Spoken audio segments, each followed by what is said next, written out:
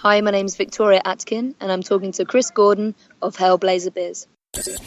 Welcome to Hellblazer.biz with Chris Gordon. Imagine a world where you could have your questions asked to the stars of TV and film and hear them respond in exclusive, candid interviews. Well, you don't have to imagine. Sit back, tune in, and enjoy. Good morning, good afternoon, good evening, and good night, my lovely audience, wherever you are in the world right now. Welcome to Hellblazer Biz, the show where you get to have your questions answered by your favourite TV and film stars. Hellblazer Biz is brought to you along with the BS Podcast Network and the Britpod scene. So get yourselves onto them and start listening to the amazing podcasts out there. You'll have to forgive my voice, I've got a bit of laryngitis, so I might sound a bit more croaky, you might find it a bit more sexy. I find it disgusting. But we'll see. We'll put up with it. It won't be for long. This is actually going to be introducing an interview I held last week, so you won't have to listen to this voice for much longer. I've got to ask, if you love Hellblazer Biz, would you be able to keep the show alive by becoming a patron?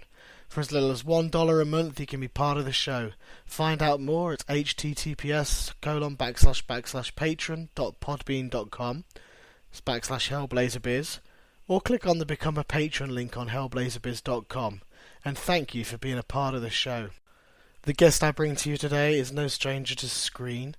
She's an English actress who lives currently in LA and in 2015 named International Star You Should Know by Variety magazine. She basically landed her first major TV appearance and series regular role 6 months after graduating from drama college, where she was in the absolutely huge hit of the UK, Hollyoaks, where she played Jason Costello and Jasmine Costello, basically a transgender character. And it was fascinating because at the time when she played it, it was a taboo subject. It wasn't really heard of, so absolutely fantastic. And 6 months out of coming out of college, amazing. We'll be hearing more of that later. She's more commonly known, I think, to a lot of gaming fans out there because last year the new Assassin's Creed Syndicate came out, and this lady plays Evie Frye, one of the two Frye twins, and the heroine of the saga, and basically the first female assassin in the Assassin's Creed genre. So without further ado, I am very, very privileged to bring to you Miss Victoria Atkin.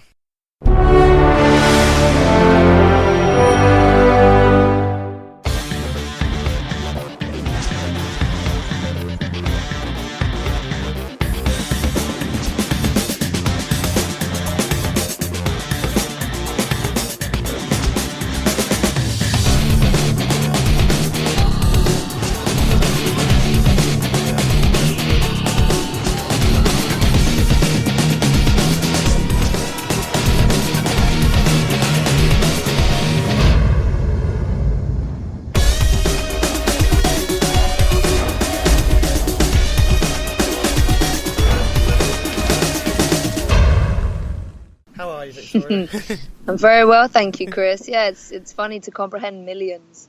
You can't really think about that. But that's great, yeah. Yes. I guess it is this way, isn't it? Because, I mean, when you're doing an acting role and things like that, then you've got the TV series or you've got a film and things like that, you know, and you can see it going out. But with games, it's slightly different because you haven't got that. It's not as physical for people to actually it's like a hidden audience. It is. But it's a huge audience. Yeah, it's great. It's fantastic. It's you just don't comprehend the exposure of it, but you do on social media and these sorts of things and Comic-Cons, but yeah, it's great. Yeah, definitely. I mean, as I say, whenever I'm tweeting out, and you're obviously kind enough to tweet out and everything for me, asking for the questions to be sent in, that's when I realise as well how big a fan base these things are, because my inbox suddenly just went mad. Well, that's good. Which is good. I'm happy to hear everybody contributed. I like that. No, I have very loyal followers and fans. I'm very grateful. Oh yeah, they are. They're brilliant. They're really nice. We've been sort of getting to know a few of them as well as I've been taking questions in. So we'll start off with a few questions of my own, and then we'll sort of roll it in. I've got a couple here which I can miss out because I know we are a bit more time pressured, so I'll get rid of mine, and I'll make sure all the people who sent them in can get them answered then. I think that'll be nice and fair. Yeah. So first of all, can you tell me how you became an actress? When was it that you decided that this was a vocation you wanted to do? Mm-hmm. I actually think there was nothing else I ever really wanted to do. Mm-hmm. I've been very lucky, you know. As a child, I would put on shows for anybody that would watch them, and always just geared all my education towards it. I did drama GCSE, and I did performing arts A level and drama A level, and then I did a undergraduate degree in performing arts. So I became obsessed with the idea, and it just, you know, persistence, and I ended up thankfully being able to create a career out of it. But I was named after an actress. Everybody thinks it probably is Queen Victoria, but I was named after an American actress, Victoria Principal from Dallas. Oh, okay. So maybe it was already written that I was going to be an actress before I even arrived. Yeah. I don't know. Written in the stars. Yeah. Oh, no, that's really cool. I say it's nice to see. You know, you're still there doing what you wanted to do all throughout your life. So. Yeah, I kind of got fixated on the idea, and that generally happens if I make my mind up. Yeah, I know what you mean. Yeah, I'll focus on something and it will be done. Yeah. Excellent. Your break, I'd say, into TV, am I right in saying that was with Hollyoaks? Yes, you're correct. Yeah, I left drama school, and so after I did my undergraduate, I went to Central School of Speech and Drama, and left drama school in 2009. And thankfully, 6 months later, even though it felt like a lifetime of auditioning and things, it was literally only 6 months later that I booked Hollyoaks and was on the show for 2 years. Wow. So it was fantastic. I mean, what a baptism of fire playing the character that I played. I was going to mention that as well. And being in front of a camera for the first time. I mean, I'm fully theatre trained, so that was interesting to understand that there's a camera in front of my face now. How do you adapt to that? But I guess acting is acting. Yeah, but there are, like you say, I mean, from the experiences that I've had talking to people, and they're extremely limited. I did an independent film last year. I had about 20 lines in a film, which will be coming out this year, actually. And I did 30 years, and too many years ago to remember because I'm too old, which I'd love to do. But there is a difference there. But regarding Hollyoaks, though, you're right. You mentioned your character, and I mean that was groundbreaking at the time because you were originally Jasmine, and then became Jason. So it's basically the first ever character in Hollyoaks, at least, to experience gender dysphoria. So how did you compare? That was a hell of a role to come out of college for. I know. What was I thinking? I don't know. I think it was like you say, it was very groundbreaking. I don't know, about as a person, I just like to be able to make change through my art or through what I'm doing, or provoke it, or at least point some new thought and new perspective towards things through the characters that I create. So this was just wonderful, and was able to do that and educate myself and my close friends and family, as well as educating everybody that watched the show on what gender dysphoria is, what a transgendered person, and really just educating myself and others about that was just really rewarding. And obviously being able to be on set every day and creating this wonderful character that, you know, I've been so lucky to have played was just a privilege and an honour. Excellent. I mean, yeah, it is, and you're right, because especially when you're in this show, I mean, Hollyoaks, for people who might not know, in the States or anything, is a massive show in the UK, especially for the younger people. So to play a role model, I would say, you know, in that sort of respect, and to know that your audience will be looking to you as that sort of a role model, see how the behaviour happens, and base their own lives and sort of work their own lives based on your... Yeah, I think for the first time, transgender teenagers had never seen, you know, somebody that they resonated with being portrayed on television. And I think that was the really, you know, to be able to have that visual reference to say, this is how I feel, Mom, or this is how I feel, Dad, or the friends that are experiencing, you know, a friend that was going through that or transitioning, you know, to say, this is the frame of reference, Jasmine, Jason. Oh, okay, I understand what you mean now. You know, just to have that was really, seemed to be very, very helpful and helped. We also signed a memorandum of understanding with Channel 4 executives so that trans people could be accurately portrayed in the media from that moment forward. So that was really was groundbreaking in television at the time. Definitely. And like you say, so this is the role just came out of your acting college straight into a role like that and became a role model for countless people, and even had that done. So that's pretty good going to start off. Yeah, not a bad start. Came out of the gate quite well. Yeah, you did. you say theatre trained as well. How long? Yes. Where do you do? Well, what theatre have you done? Have you done any? Well, I would love to have done it, but I trained in theatre. We were doing plays, and I continuously try and pick up plays and read those and study those. It's just an interest of mine. I'm very interested in the craft of acting. I've been very fortunate to continuously work, and majority of my work has been in television, film, and motion capture. So I would love to do a play, but it hasn't been on my horizon as of yet. But I imagine it won't be long before I do something like that. Excellent. And obviously you said, moving on nicely to the next question. Now, you said obviously a lot of your work has been voiceover and motion capture. How did that role come about? So Evie Frye came about through my manager at the time. She said, I have an audition for you. And I'd set a goal the year before. I said, I want to be the next action heroine. Okay. I said, that's what I want to do. I want to combine all my skills in sport, and I want to run around, and I want to use those skills, and I want to be the next Lara Croft. Cool. And but not really. I didn't really think about video games. I just, it was, Wonder Woman-esque type thing. Yeah, I get you. And so I just said, that's what I want to do. And she said, well, this role's come up. Do you want to? I said, well, video games. I'm not sure about that. And then she said, well, it's not just the voice. It's, it's the full performance, facial capture. And I said, sounds interesting. So I did a self-tape like I would for any other movie or TV job.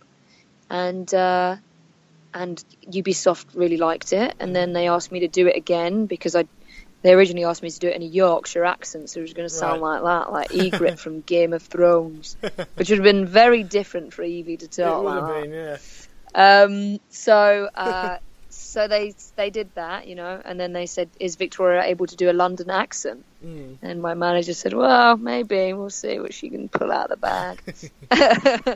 And so I did it in my own accent, and sent it back, and they said, we really like you, Ubisoft really like you, we're looking at some other people as well, so we'll get back to you. And that was an agonising wait. And then my mum came over for a holiday in LA, and they said, we need you in Quebec now. So I said, oh, okay, Mum. So I went and flew over to Quebec for a couple of days.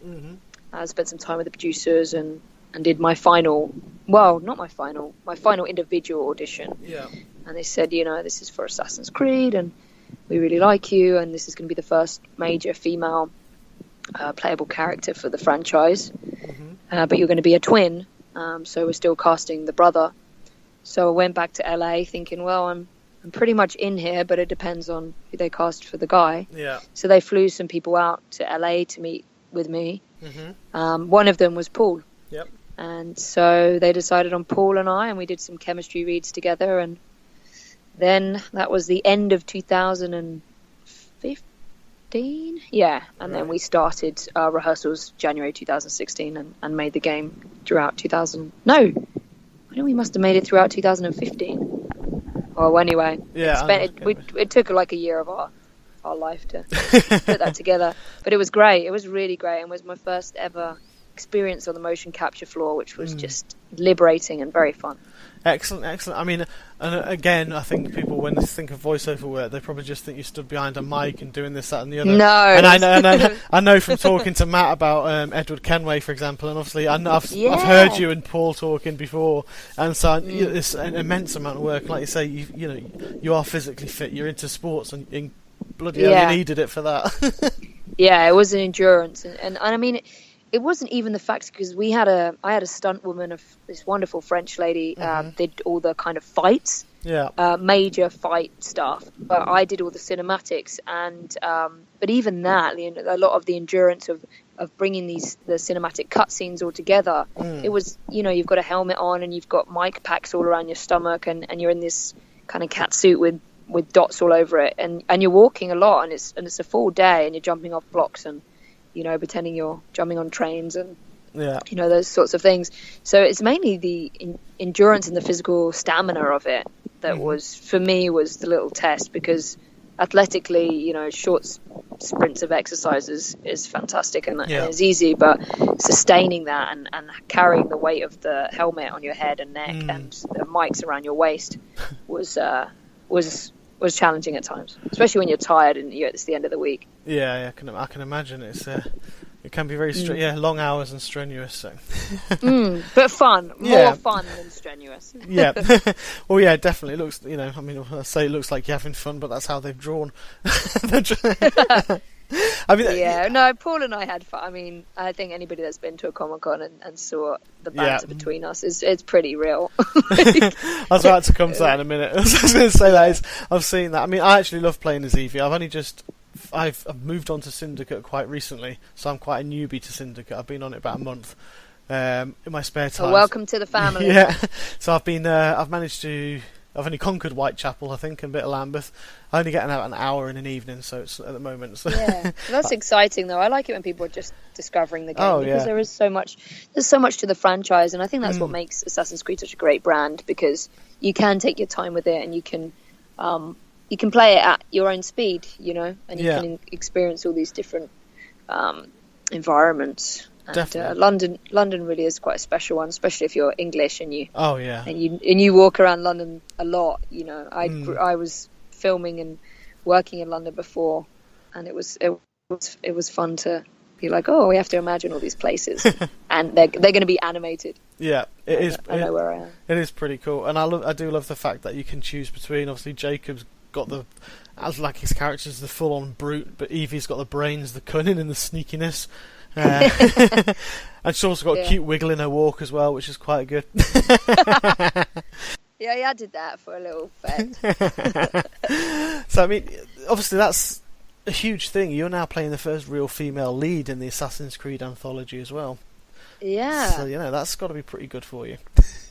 It felt good. It felt really good. And again, in a similar way to Hollyoaks, it's pretty groundbreaking to have this in a very male-orientated venue and arena of video games, and especially Assassin's Creed. I mean, some of the other games, as in Tomb Raider and those things, lend itself to a female lead, but this was really brave of Ubisoft to take this and bring a female character into this arena, and it seems to be a very, very successful. So I hope they continue that pattern. I know they haven't done that in Origins, the brand new one, but hopefully in the future that they will bring that. Hopefully. It's because it widens out as well. I mean, there are lots and lots of female gamers out there, and it's good to have. We're getting equality everywhere, which is what we should be doing. So it's nice to see that coming into the games and seeing, that, like you say, strong female leads being able to take those games over and having lads play, and boys playing as the female lead as well. And I think men have really enjoyed playing as Evie. I mean, it's just a different variety for their gaming experience, and it shouldn't be better or worse being a man or a woman in the game. It just adds variety, which I think is great, especially when there's the performance capture and the motion capture is performed by actors, and you just get those different nuances that you perhaps wouldn't get if it was just like the yin yang of anything, female male, you bring it together. And I think that's why Jacob and Evie really combined could make one of the best assassins together, because you use the combined skills of both of them. Yeah, definitely. And it is it's just the words can't describe how in depth and cool a game it really is. And I say I'm starting out, and obviously all these people have been playing it since it came out, and I've completed it and going back and replaying it again purely just because they love the characters. And also, there's also that relationship you alluded to before. I mean, I've briefly had the pleasure of, it was a quick hello, like I've said before, at Wales Comic Con this year. But I've met Paul before, but everyone I've spoken to said they were in hysterics because of the antics and the chemistry that you and Paul actually have when you are together, and the fun, scribbling and graffitiing over everyone's posters and. Oh I forgot we did that. Yeah, we just attack each other's characters on the posters. Yeah, it's quite funny. Do you enjoy that? Oh, sorry, carry on. Yeah, I was going to say he writes awful things, and then I try and top them, and then there's people's posters. I mean, everybody seems to like it, but if it was my stuff, I'd be like, "What have you done?" Yeah, you can't see the actual picture for the writings. Well, we do like normally horrible graphics on top of each other's heads or glasses, or I don't know. I've seen quite a few. Yeah. I take it. I mean, you obviously enjoy that fan interaction yourself as well. Yeah, I love it.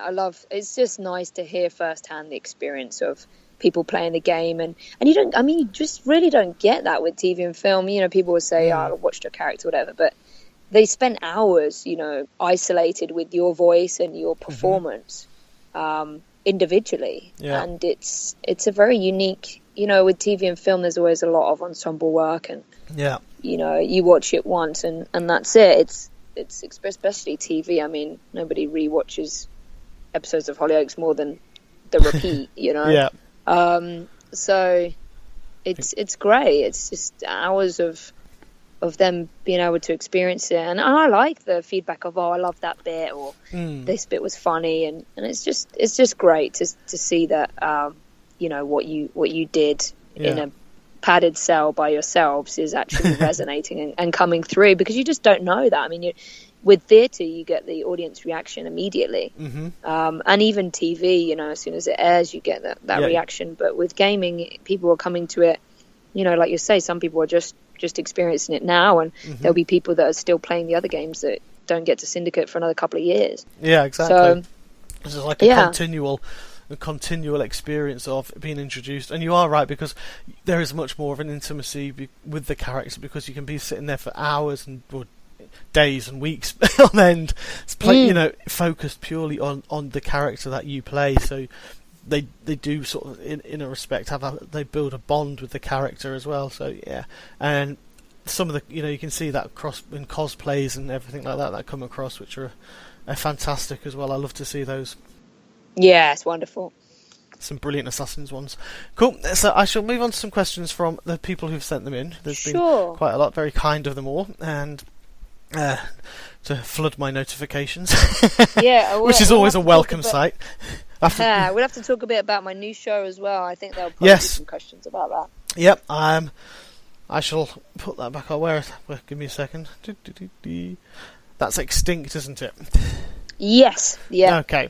We'll talk about that now then, before I move on to these questions. So I didn't know if they were going to be in the questions. So. No, I didn't. They're all Assassin's Creed, to be honest. You've hit your gamers ones. No, let's answer everyone's questions. Yeah, no, we'll talk about Extinct at the end. Yeah, no worries. Okay, so first one is Lauren Corelli, and she would just like to know if you would join her gang, the Blue Tits, which she created. Apparently, Paul joined up. Well, of course, Paul is a Blue Tits gang member. I mean, that's just that's going to be standard. Yeah, of course, Lauren, I'll join too. Why not? I feel like we need to keep Paul in order in the Blue Tits gang. That sounds like it would get out of hand. Yeah. You can just see it happening, can't you? Anouk, I apologise to anyone whose name I mispronounced here. I'm sorry. Anouk Vignette Lapierre. If a cartoon or an anime of Syndicate is made, or even if a sequel to Syndicate is made one day, would you reprise your role as Evie? I would be honoured to. Yes, I wouldn't want anybody else to do it. Fair enough. Good answer. I don't think anyone else could play Evie. No, it would be fun. It's such a joy to play her. She's a fun character. And, it would be a privilege to be part of anything that's a sequel to this, and particularly animation. I'm really enjoying animation voiceover at the moment. Fantastic. Another question from Anouk is, do you think that Evie already knew about Jacob's partnership with Maxwell Roth? I don't even know. No, I don't think she did. I honestly don't think Jacob knows about it too much either, but no, I don't think she knew about that. And I don't know what she would I think she'd probably be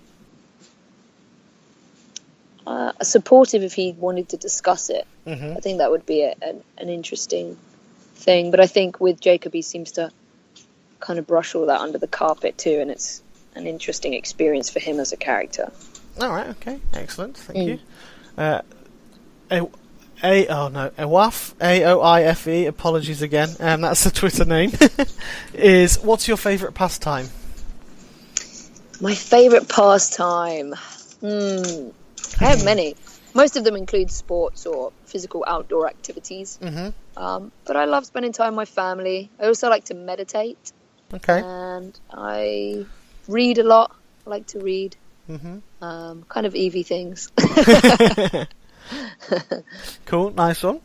Harry Reuter, I think this is from Instagram. What was your favourite moment in the Assassin's Creed Syndicate story?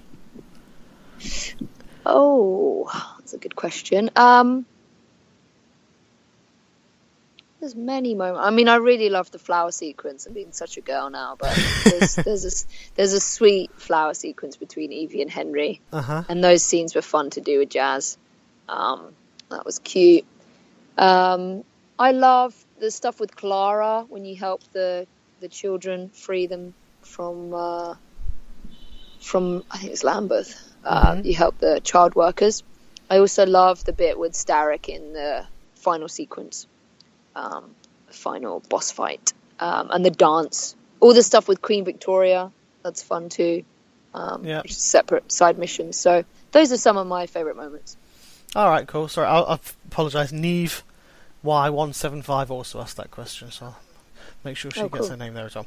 Okay, next one is Debanjas Daz. Did Evie Frye marry Henry Greene? Well, I guess so, but it's never actually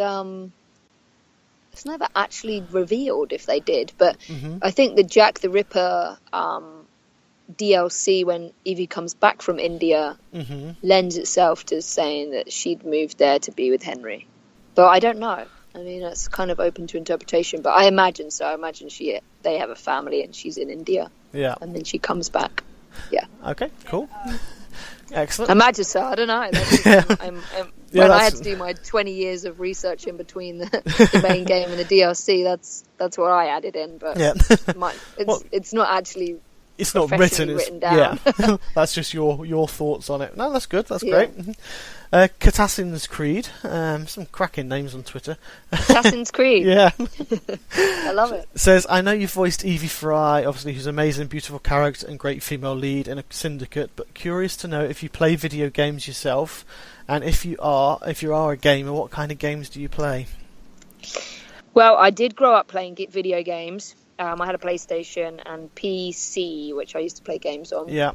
Then I took a long break, and actually, since I've been back in the Assassin's Creed arena, I've been working on a few video games, and it's really my latest game.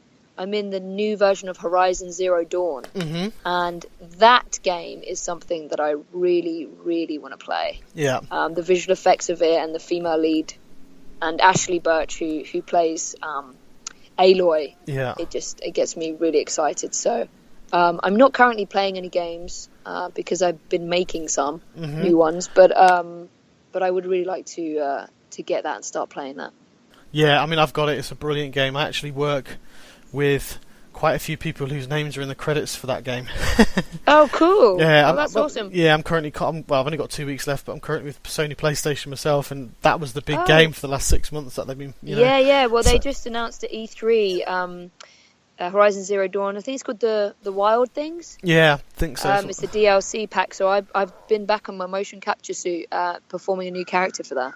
Yeah, I've got a question about that later for Kia. So it's fun. Yeah, really fun game. It is definitely, and again, it's a female lead character, but you don't even care because it's just an amazing game. Very different, very, very, surreal, but great. Yeah. Excellent. Orally is asking if you could do another Assassin's Creed game, which era would you like to explore? Well, I would like to do India at any period during it in India. Okay. I think it would be really cool to delve into the spiritual-esque and mysticism and yogis and that kind of thing with the Assassin's Creed brand. You know, so she can uncover more artifacts and pieces of Eden in India. I think it would make for a fun game. I don't know. So that would be my answer to that. Cool. Well, there's definitely some eras out there which I could think of which would definitely lend to good storylines. I think the World War stuff as well is cool. Like they did it a little bit with Lydia Frye in ours with Winston Churchill and that. Yeah, it'd be quite cool if they could expand on that. Well, yeah, definitely. You can have Assassin and Templar backstories in World War II and World War One. Yeah, maybe it's kind of too current at the moment. Not that it's current, but it's. I know what you mean. Yeah, it's quite too fresh in It's memories. quite far in the future. Yeah, compared to what they've done. Yeah, in the other games. Definitely. Yeah, it'd be good though. It's getting to the era now we can do stuff like that. Okay, moving on to Shane O'Loughlin, as I got beeped there. Do you have any personal insight or thoughts about how Jack the Ripper affected Evie's personal view of the Creed in her later years? My personal view of Jack the Ripper, and the Creed.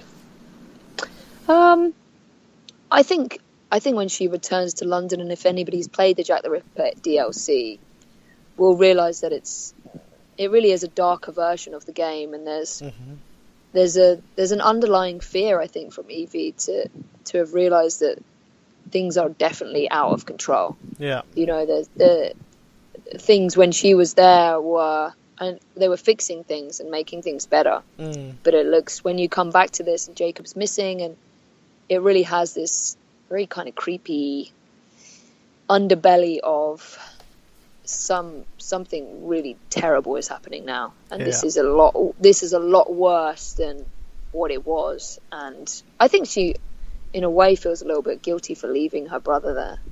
But yeah. Okay, fair enough. I mean, that's another era which is a great one for the game to explore and to sort of bring to life and show. I've not got to that one yet, so I can't from personal experience say what it's like. Yeah, I can imagine. Really is a different feel to it. It's a shorter game, of course, but it has this depth to it that's interesting to play. Yeah, definitely, and I can imagine, especially Jack the Ripper, it's obviously a very big legend. Horror legend, scary one. Yeah, you should get it out for Halloween. Yeah, might do actually. I'll be living in London by then, so I can walk. There you go. I'll go walk through Whitechapel. Yeah, I was going to say I'll walk the streets of Whitechapel at night and get myself arrested. Maybe don't play the game at the same time as doing that. Yeah, not a good idea. That'd be a little bit too much. Excellent. Henry23 Greene, that's his username. First question was, did you like the character of Evie Frye? But we've kind of established you did. Of course, yeah. As Henry Greene represented India, what did you come to know about India? What did I come to know? Well, I don't think Henry really reveals that much about India in the game. Personally, as Victoria, I'm starting to learn a lot more about India. I like I said earlier, I really like meditation and yoga and those sorts of things. So India is something that's always just making me curious to know more about. So I don't think Henry reveals that much about India. I wish he did. It would be great to have that. Yeah. That addition to the game, but there's no. I don't think I learned much about India from the game, but from my own life practices, I'm learning more and more about India. Excellent. There's lots of nice spiritual and self-healing comes out of India. I think, and knowledge. Good to learn. Kim Beecham, this is one I was mentioning before. She came to Wales Comic Con. She did an absolutely brilliant Frye twin cosplay. Half was Jacob, half double. She did, yeah. It was ace. Half was Evie, half was Jacob. That was awesome. Yeah. I think Paul kept calling her chips and salad or something. I don't know what that was. I don't really know what that's all about, but she looked great. She's really supportive of the Assassin's Creed brand, and she's wonderful and great fun cosplay that was. She's asking about the Horizon Zero Dawn. How does it feel getting back into that motion capture suit for it? And can you tell us about your role? I love it. Yeah, is there anything much more you can say about your role yet? I mean, I don't think I'm allowed to talk about the character. Fair enough. Obviously, Aloy's still leading the game, so it's not a bigger role as I did in Assassin's Creed, but it's a supportive role to the new narrative for the next game. Okay. And we'll see where it goes from there. I don't know, really, to be honest, is the actual answer. They're still developing.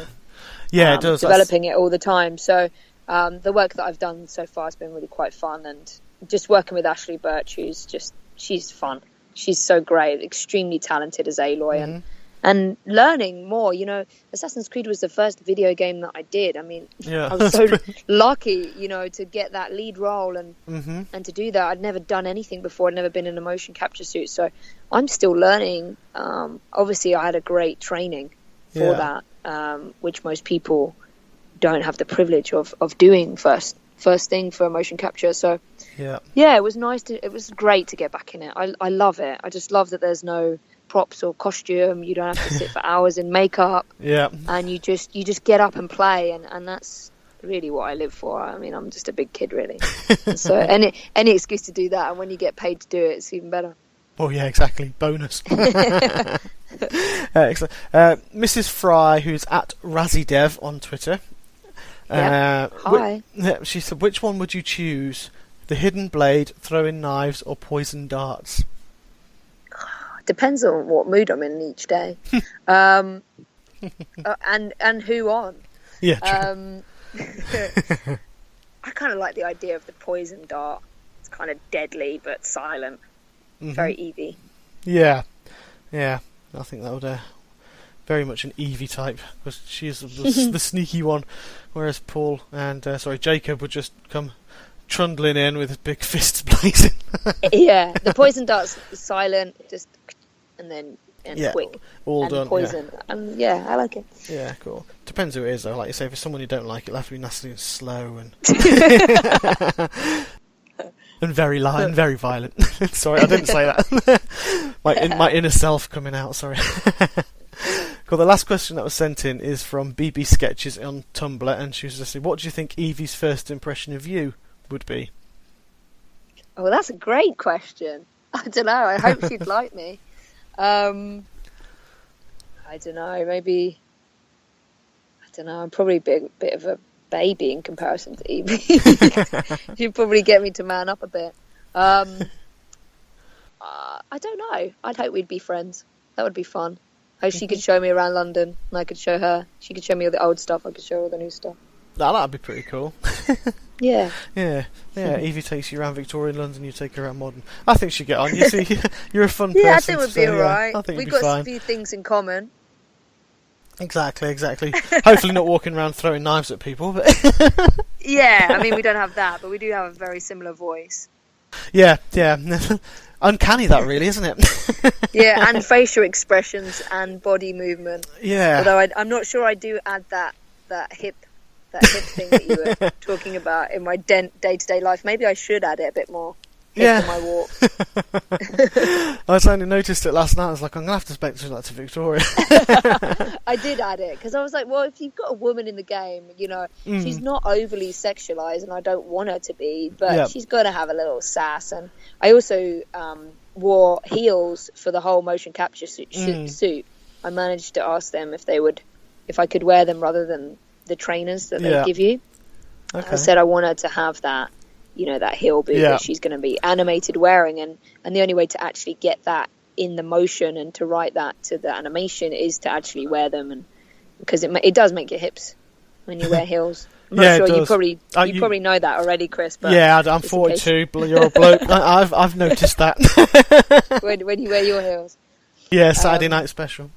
Yeah, so you know all about that stuff. So it was important that I wore them for that, and it added some nice. Animated hip movement. Excellent. That's great, and it works really well. And like you say, it's not an over-sexualized character either, which is another good thing because that's something else. You're objectifying, objectification of women. That seems to be going as well now because it's making them more. Yeah, I mean, it's just not. I just don't think it's really important anymore. I mean, it's just playing equally. And I think that's all it's really about. Exactly. It doesn't. Yeah. No matter who you are, what you are, you just play. Yeah. Exactly. Yeah. Exactly. Cool. So, sorry. Last one. Is there anything that you'd like to say to the people who are listening, just as a before I stop the recording? Oh yeah. Well, thank you so much for your question. It was really cool, and I hope that you'll continue to enjoy Syndicate if you haven't played it or you're still playing it. And my other thing would be to I'm excited for Horizon Zero Dawn, so keep keep an eye out for my updates on that. And also Extinct. Yes, if you don't, I'm doing this new TV show. It's from the guys that wrote Ender's Game. Mm-hmm. And it stars Chad Michael Collins, Mm-hmm. who was in the Sniper franchise. He's done Once Upon a Time, and Frye and myself are the 3 reborns that get reborn 400 years in the future. So humans have been extinct, and they're bringing them back. All right, okay. So it's a new premise from the guys that wrote Ender's Game, and it's going to be out October 1st, and you can watch it for free on any device that you can download an app. So the app is BYU TV, and you can download that now for free, and it will air 1st of October. So it's an hour-long scripted series. Mm-hmm. And there's going to be 10 episodes of that. So I'm excited for everybody to tune into that, and it's nice to get back onto live action and television again. It does sound a great premise as well. Because your character's Fina, isn't it? Yeah, I play Serafina, who's called Fina for short. Mm-hmm. And she is a hacker. In her previous existence, she was a hacker, and we see when she's reborn how she uses those skills to help humanity.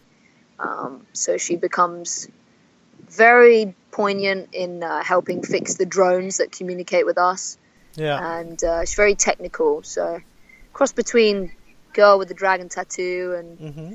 Orange is the New Black and Jessica Jones type S character. Okay. Yeah, you got me hooked. yeah, it should be good. And if anybody hasn't watched the trailer, go to www.extinct.tv, and you can watch the trailer there and learn about the rest of the characters. Fantastic. In that case, I shall tweet that link out as well, and I shall get watching that in a minute. Yeah, thanks. Yeah, and thanks for all the questions today. It's been really cool, and again, just for all the support that I get. And for everybody that's taken the time to listen to this podcast, I hope it was informative and entertaining. Thank you once again, Victoria. That was absolutely fantastic. I appreciate you talking to me, and I appreciate you giving all those answers. And everyone who sent their questions in, thank you very much. I really appreciate your time for taking the time to send me questions to ask Victoria. I hope you all enjoyed that. I hope those who did get the questions asked got the answers they were looking for. This has been Chris Gordon with Laryngitis on Hellblazer Biz. Thank you for tuning in, and I'll see you next time.